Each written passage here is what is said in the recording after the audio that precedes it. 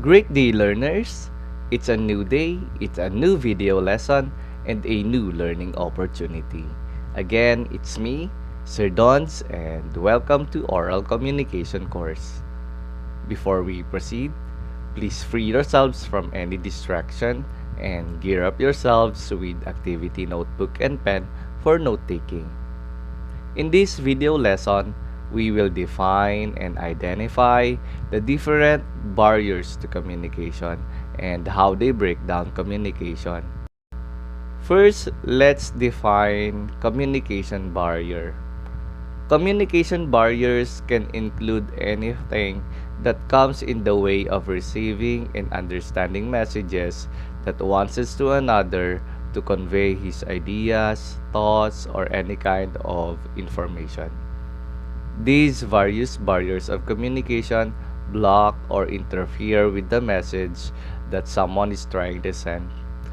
These barriers may be categorized as physical, psychological, cultural, and linguistic. First, let's have physical barriers. Physical barriers are the natural or environmental condition that act as a barrier in communication in sending the message from sender to receiver.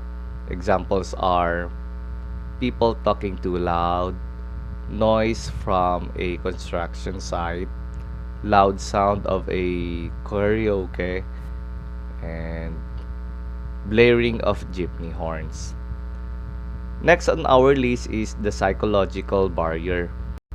Psychological barriers are called as mental barriers. These refer to social and personal issues of a speaker towards communicating with others. Examples may be trauma, shyness, lack of confidence, depression, fear, and stage fright. Third is the cultural barrier. Cultural barriers pertain to communication problems encountered by people regarding their intrinsic values, beliefs, and traditions in conflict with others. People's culture affect the way they communicate and relate to others. Examples: different beliefs, traditions and customs, manners of dressing, and speaking. Last but not the least is the linguistic barrier.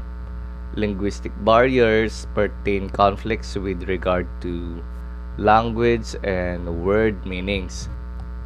Because words carry denotative and connotative meanings, they can sometimes cause confusion and misunderstanding.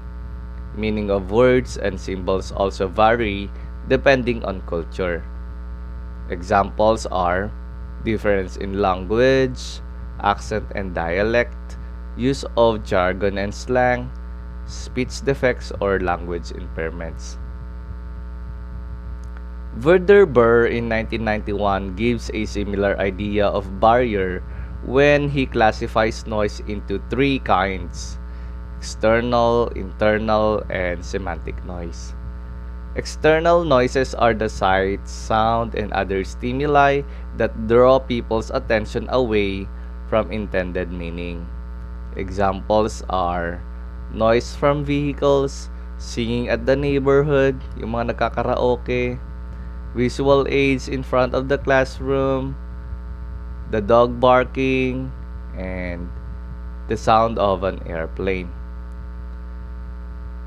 Internal noises, on the other hand, are the thoughts and feelings that interfere with meaning.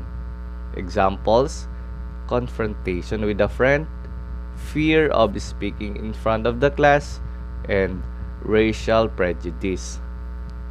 While semantic noises are the alternative meanings aroused by a speaker's symbols. This idea means that a word may have another meaning in the mind of the students. This is affected by the language in which they grew and the culture in which they are exposed. Examples: incorrect grammar, using excessive technical jargon, and using idiomatic expressions. For your activity, identify the kind of communication barrier exemplified by each description. Tell whether it is physiological, psychological, cultural, or linguistic barrier. Write your answer on a separate sheet of paper or answer via Google form. Just look for the link in the description of this video, where you are tasked to identify the kind of communication barrier exemplified by each description. 1. Lack of confidence. 2. Connotative and denotative meaning. 3. Loud party. 4. Different races. 5. Poor lighting. Lack of interest and attention. 7. Different views and opinions. 8. Using idiomatic expressions. 9. Information overload. And 10. Feel frustrated.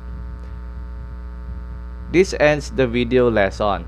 Please do not forget to comment down your learning. Like the video, subscribe, and click the bell button to be updated for the next video lesson. Thank you and God bless everyone.